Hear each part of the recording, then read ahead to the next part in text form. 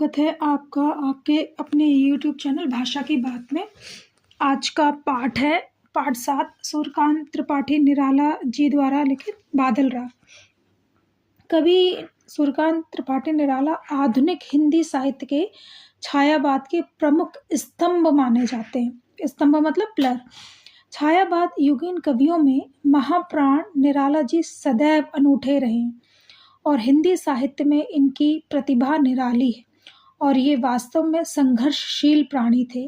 इनका जन्म सन 1899 ईस्वी में बंगाल के मेदिनीपुर जिले में हुआ था। इनके पिता का नाम पंडित राम सहाय त्रिपाठी था, जो उन्नाव उत्तर प्रदेश के गांव गठाकोला के रहने वाले थे और बाद में आजीविका उपार्जन हेतु, आजीविका क्या होती है मतलब पैसे कमाना है और जीवन यापन के लिए, आजीविका उपार्जन हेतु मेदिनीपुर में आकर बस गए थे। निराला के 3 वर्ष की अवस्था में ही उनकी माता का देहांत हो गया और इनका अधिकांश शिक्षा घर पर ही हुई और इन्होंने हिंदी, अंग्रेजी, संस्कृत, बंगाली आदि साहित्य का गहन अध्ययन किया। गहन अध्ययन का मतलब डीप नॉलेज की, डीप स्टडी की, उसकी डीप नॉलेज गेन की, उससे संबंधित सब्जेक्ट से संबंधित। और 14 वर्ष की आयु में भी इनका विवाह मनोहरा देवी से हो गया। इनकी पत्नी अत्यंत सुशील और सुंदर थी। इतना काफ़ी है जीवन परिचय के लिए।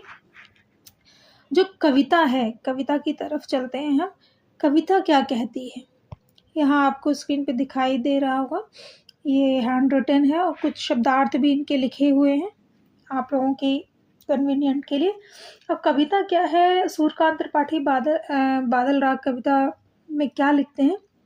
ये उनकी एक ओजपूर्ण कविता है जो उनके सुप्रसिद्ध काव्य संग्रह अनामिका से संकलित है और निराला जी साम्यवादी चेतना से प्रेरित कवि माने जाते हैं और उन्होंने अपने काव्य में शोषक वर्ग के प्रति घृणा, शोषित वर्ग के प्रति गहन सहानुभूति और करुणा के भाव अभिव्यक्त किए हैं।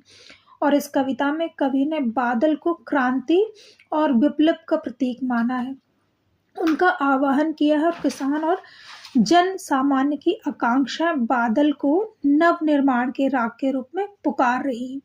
नव निर्माण का मतलब क्या है, नए रूप में, नई चीज से फिर से बिल्ड हो। बादल पृथ्वी पर मंडरा रहे हैं, वायु रूपी सागर पर इनकी छाया वैसी ही तैरती रहती है जैसे अस्थिर सुखों पर दुखों की छाया मंडराती रहती है। वे पूंजीपति वर्ग, पूंजीपति किसे कहते हैं अर्थात शोषक वर्ग, पूंजीपति मतलब रिचेस्ट लोग, शोषक वर्ग के लिए दुख का कारण है। कवि बादलों को संबोधित करते हुए कहता है कि वे शोषण करने वालों के हृदयों पर क्रूर विनाश का कारण बनकर बरसते हैं। उनके भीतर भीषण क्रांति और विनाश की माया भरी हुई है। युद्ध रूपी नौका के समान बादलों में गरजने बरसने की आकांक्षा है, उमंग है। युद्ध के समान उनकी भयंकर नगाड़ों रूपी गर्जना को सुनकर मिट्टी में दबे हुए बीज अंकुरित होने की इच्छा से मस्ती में भरकर सिर उठाने लगते हैं और बादलों के क्रांति रूप उद्घोष में ही अंकुरों अर्थात निम्न वर्ग का उद्धार संभव है। इसलिए कभी उनका बार बार गरजने और बरसने का आह्वान करता है। बादलों के बार बार बरसने तथा उनकी वज्र रूपी तेज हुंकार को सुनकर समस्त संसार भयभीत हो जाता है। लोग घनघोर गर्जना से आतंकित हो उठते हैं और बादलों की वज्र रूपी हुंकार, बादलों की वज्र रूपी हुंकार मतलब क्या है, जब थंडरिंग होती है ना, कितनी तेज बिजली कड़कती है, उसको कितनी तेज आवाज आती है, तो हुंकार से उन्नति के शिखर पर पहुंचे सैकड़ों सैकड़ों वीर पृथ्वी पर गिरकर नष्ट हो जाते हैं। इस तरह से इसका पाठ का सार है, संक्षेपण है। हम चलते हैं कविता की तरफ, कविता से इसको समझते हैं। क्या तिरती है समीर सागर पर, अस्थिर सुख पर दुख की छाया, जग के दग्ध हृदय पर निर्दय विप्लव की प्लावित माया। यह तेरी रणतरी भरी आकांक्षाओं से घन भेरी गर्जन से सजग सुप्त अंकुर, उर में पृथ्वी के आशाओं से नव जीवन की ऊंचा कर सिर ताक रहे हैं विप्लव के बादल। कितनी सुंदर पंक्तियां हैं। कवि ने प्रकृति को रिलेट करते हुए शोषित वर्ग को सराहना दी है, शोषित वर्ग के प्रति अपनी सहानुभूति दिखाई है, जो शोषण कर रहे हैं उनके प्रति आक्रोश व्यक्त किया है। और माध्यम क्या लिया है? प्रकृति को, नेचर को। अब क्या कह रहे हैं? तृतीय है समीर सागर। तृतीय मतलब क्या है? तैरना, फ्लो करना, उसके ऊपर तैरना, फ्लोट करना, स्विम करना। समीर सागर कौन सी? वायु रूपी सागर। वायु रूपी सागर, वायु चारों तरफ फैल रही है, हवा, वायु रूपी सागर के ऊपर तैर रही है। फिर अस्थिर सुख पर दुख की छाया। किस प्रकार से? कभी यहाँ क्या कह रहा है कि जिस प्रकार से सुख कैसे होते हैं? अस्थिर होते हैं। अस्थिर मतलब जिनका स्थायित्व नहीं होता, कभी भी दुख सामने आ सकते हैं। तो कह रहे मानवीय जीवन में अस्थिर सुखों पर दुखों की छाया मंडराती रहती है। अब क्या कह रहे? ठीक उसी प्रकार से जैसे जग के दग्ध हृदय पर, ठीक उसी प्रकार कि संसार के दग्ध हृदय पर तेरी कठोर क्रांति रूपी माया छाई हुई है। अर्थात क्या हो गया कि मानव जीवन में सुख अस्थाई है, हवा के समान सुख चंचल और अस्थिर हैं।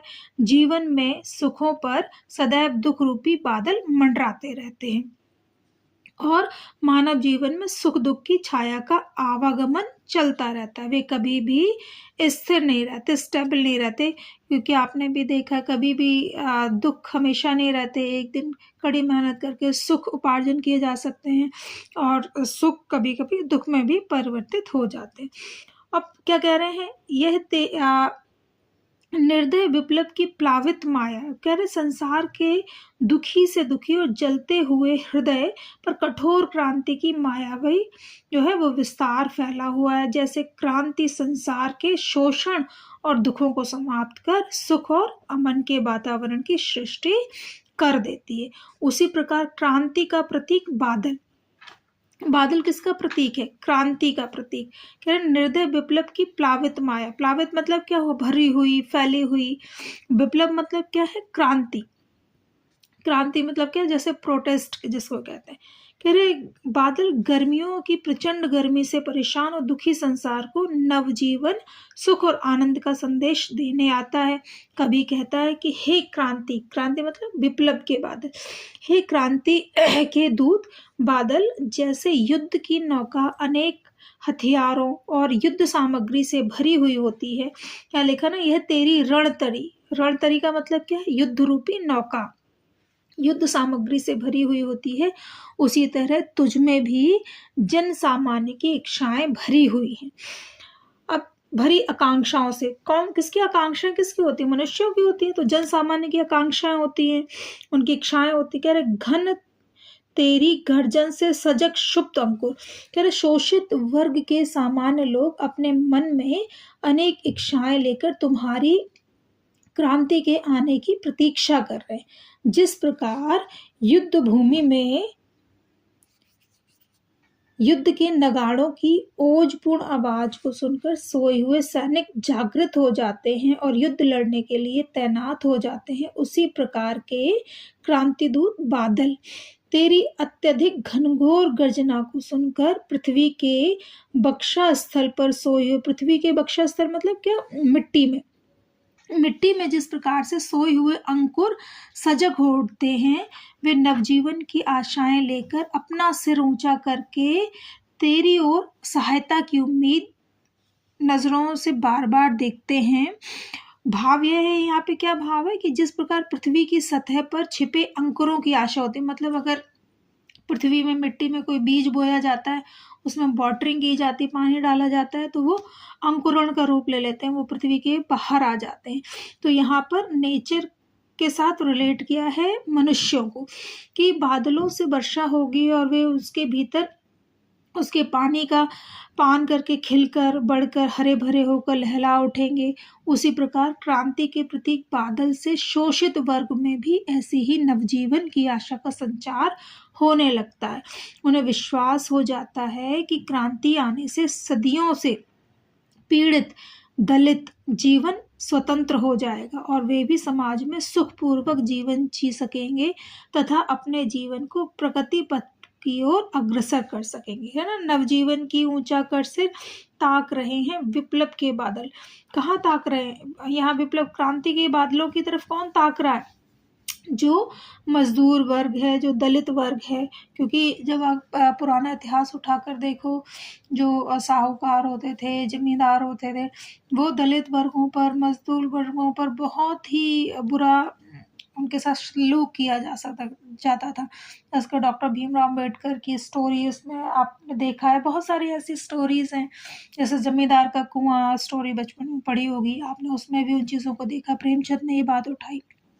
तो उसी प्रकार से सूर्यकांत त्रिपाठी निराला जी भी इस सामाजिक जो बुराई है उसको लेकर के ये काव्य रचना उन्होंने की है। और सहारा किसका लिया है? प्रकृति का। कह रहे जिस प्रकार से छोटा सा बीज अंकुरण कर लेता, पानी उसमें पड़ते ही वो अंकुरित हो जाता है और बाहर की तरफ ताकने लगता है और पानी का और इंतजार करता है, उसी प्रकार से जो दलित मनुष्य है, जो कमजोर वर्ग है, वो भी ऐसे ही सहारों की अपेक्षा करता है। दूसरा क्या है? फिर बार बार गर्जन, वर्षण है मूसलाधार, हृदय थाम लेता है संसार, सुन सुन घोर वज्र हुंकार, अश्निपात से शापित उन्नत सतसत वीर, छत विछत अछत अचल शरीर, गगन स्पर्शी स्पर्धा धीर, हंसते हैं छोटे पौधे लघुभार, शस्य अपार हिल हिल खिल खिल, हाथ हिलाते तुझे बुलाते, विप्लव रव से छोटे ही शोभा पाते। अब इसमें क्या कवि बता रहा, कवि कहता है कि बादलों को संबोधित कर रहा है यहाँ पे कवि कि हे क्रांति के दूत, विप्लव मतलब क्रांति, हे क्रांति के दूत बादल, तुम बार बार तेज गर्जना करते हो और मूसलाधार अर्थात घनघोर बारिश भी करते हो, सारी धरती पर पानी ही पानी हो जाता है। तुम्हारी वज्र रूपी कठोर गर्जना को सुन सुनकर पूरा संसार अपना हृदय थाम लेता है और डर जाता है और भयभीत हो उठता है। तुम्हारी बिजली के गिरने से उन्नति के शिखर पर चढ़े हुए सैकड़ों हजारों वीर पुरुष पृथ्वी पर गिर जाते हैं और पर्वत के समान विशालकाय व अडिग धैर्यवान लोग भी, जिनमें आकाश को छूने की निरंतर होड़ लगी है, तुम्हारी गर्जना सुनकर या तो घायल हो जाते हैं या फिर मर जाते हैं। कवि का मत है कि हे क्रांति के दूत बादल, तुम्हारी क्रांतिपूर्ण वज्ररूपी गर्जना को सुनकर ये विशाल काय धैर्यवान अर्थात शोषक वर्ग, शोषक मतलब जो शोषण कर रहे हैं, शोषक वर्ग के लोग जो अत्यंत धैर्य के साथ निरंतर ऊंचे ही ऊंचे उठना चाहते हैं, घायल होकर नष्ट हो जाते हैं। कवि यहाँ पे क्या कहता है कि हे क्रांति के बादल, तुम्हारी वज्ररूपी घनघोर गर्जना का प्रतिकूल प्रभाव केवल पूंजीपति वर्ग के शोषकों पर होने से वे भयभीत हो उठते और अपना धैर्य खो देते, लेकिन इस क्रांति से ये निम्न वर्ग के शोषित लोग तनिक भी भयभीत नहीं होते। क्यों नहीं होते निम्न वर्ग के शोषित वर्ग? क्योंकि उनके पास खोने के लिए कुछ भी नहीं है। कोई भी प्रॉब्लम्स आती है तो सबसे ज़्यादा डर किसको लगता है? जो पूंजीपति वर्ग है उसको ये लगता है, जैसे अभी कोविड गया तो सबसे ज़्यादा नुकसान किसे हुआ? जो पूंजीपति वर्ग थे, सारे काम धंधे ठप हो गए, रोड पर आ गए, बहुत मुश्किल से धीरे धीरे करके उठ पा रहे हैं। बहुत सारे तो जो होटल हैं, फैक्ट्रीज़ हैं तो बंद ही हो गई थी उस समय, तो बहुत ज़्यादा नुकसान हुआ। तो यहाँ पे उन्हीं के जो शोषक वर्ग है उसके ऊपर प्रहार किया है, लेकिन जो छोटे जो लोग हैं उन पे ज़्यादा असर नहीं पड़ता है। कह रहे थे लेकिन छोटे से भार को धारण किए वे छोटे छोटे पैदे, कैसे उदाहरण दिया है? कह रहे जब आंधी तूफान बारिश बहुत तेज आती है तो बड़े बड़े पेड़ उखड़ जाते हैं, लेकिन उस आंधी तूफान से छोटे छोटे जो पौधे हैं वो नहीं उखड़ते। तो तभी वे कह रहे हैं वे अपार हरियाली से युक्त होकर प्रसन्नता से हिल हिल कर खिलखिलाते हुए, हाथ हिलाते हुए तुझे बुलाते, क्रांति को बुलाते। और कवि का यह अभिप्राय यह है कि निम्न वर्ग सदा क्रांति से आनंदित हो उठता है, उसे क्रांति के स्वरों से डर नहीं लगता। तो क्या कह रहे, विप्लव रब से छोटे ही शोभा पाते। विप्लव रब मतलब क्रांति जब भी आती है तो छोटे लोग ही शोभा पाते। शोभा पाने का यहाँ तात्पर्य क्या है कि उन लोगों को कोई ज़्यादा नुकसान नहीं होता बल्कि उन्हें फायदा ही होता। अब क्या है, अट्टालिका नहीं है रे आतंक भवन, सदा पंख पर ही होता जल विप्लव प्लावन, शूद्र प्रफुल्ल जलस से सदा छलकता नीर, रोग शोक में भी हंसता है शैशव का सुकुमार शरीर। अब यहाँ पे देखो, अट्टालिका मतलब विशाल भवन, मतलब मल्टी स्टोरीज बिल्डिंग्स होती हैं, बड़े बड़े भवन होते हैं, घर होते हैं। और क्या, विप्लव मतलब क्रांति, प्लावन बाढ़ को कहते हैं, शूद्र छोटा या निम्न, प्रफुल्ल मतलब खिला हुआ। अब यहाँ कहते हैं कवि क्रांति के बादल का यहाँ आवाहन करते हुए क्या कहता है कि हे क्रांति के दूत बादल, पूंजीपति या शोषक वर्ग के ये ऊंचे ऊंचे विशाल भवन तेरी क्रांति से ऐशो आराम या राग रंग के महल नहीं रह गए, बल्कि ये तो आतंक और भय के स्थान बन गए। तुम्हारी क्रांतिपूर्ण गर्जना को सुनकर सुविधा भोगी वर्ग के लोग अपने विशाल महलों में भी भयभीत हो रहे। अब इन्हें राग रंग कुछ भी अच्छा नहीं लगता। इन्हें अब ये डर रहता है कि क्रांति की प्रलयकारी गर्जना न जाने कब इन्हें मिटा दे। जिस प्रकार बाढ़ का विनाशकारी प्रभाव सदैव कीचड़ पर होता है, उसी प्रकार क्रांति का विनाशकारी प्रभाव भी बुराई रूपी कीचड़ अर्थात पूंजीपति वर्ग के शोषकों पर ही होता है। और बाढ़ में खिले हुए कमल के छोटे फूल से पानी सदा छलकता रहता है, उस पर कोई बुरा प्रभाव नहीं होता, ना ही वह बाढ़ से विचलित होता है। रोग और दुखों से भी बच्चों का सुकोमल शरीर सदा हंसता मुस्कुराता रहता है। जैसे कि आप देखते ना, छोटे जो बच्चे होते हैं, भले ही उनको कितना भी फीवर हो, परेशान हो, लेकिन उनको खेलने कूदने से कोई नहीं रोक सकता। वो हमेशा हंसते खिलखिलाते मुस्कुराते रहते हैं।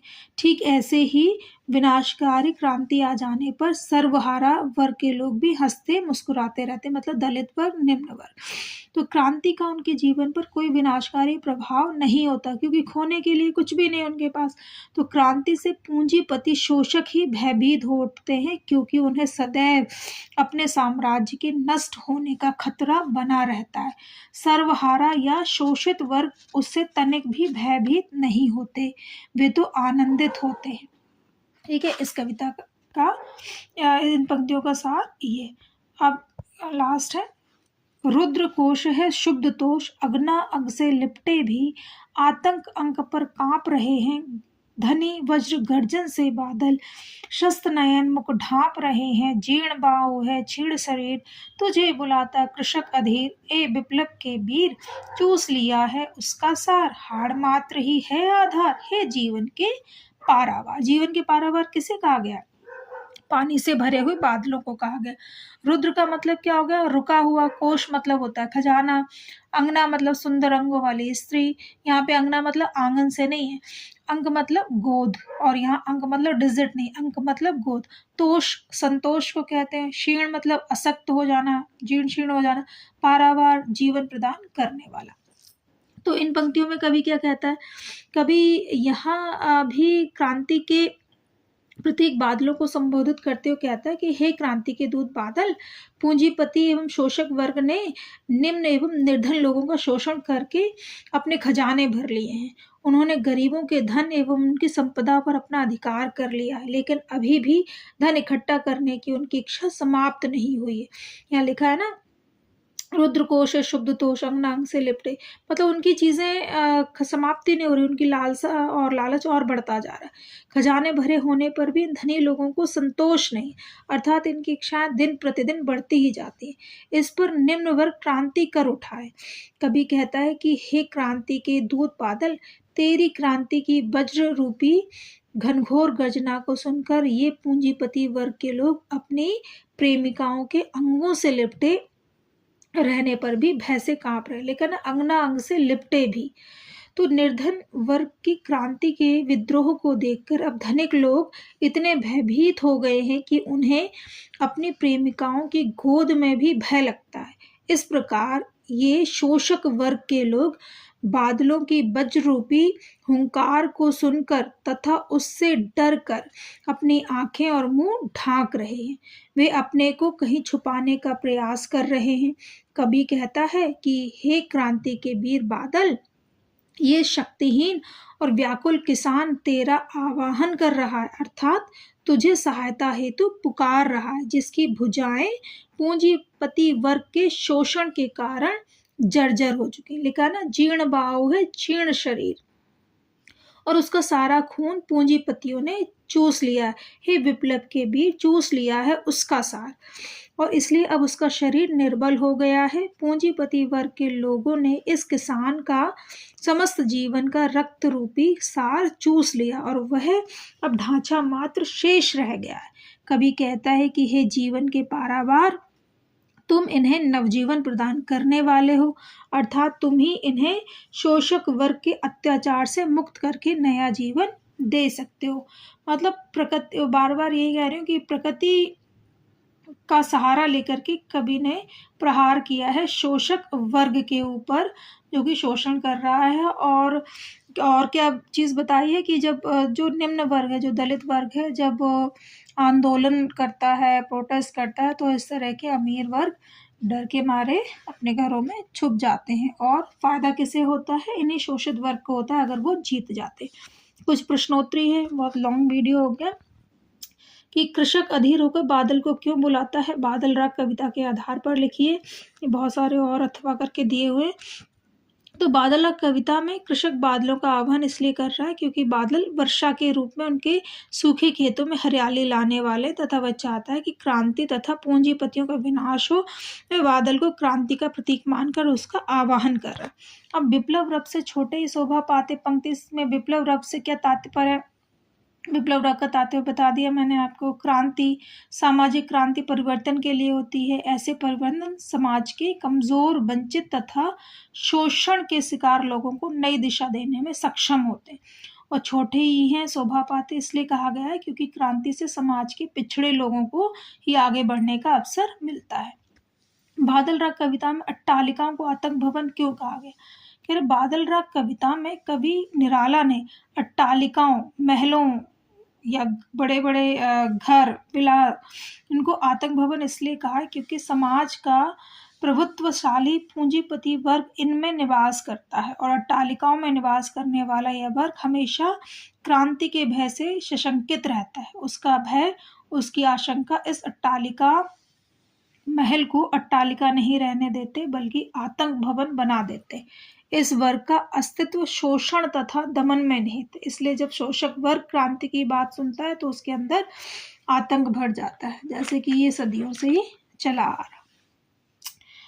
आई थिंक आपको समझ आ गया होगा। Thank you for watching video.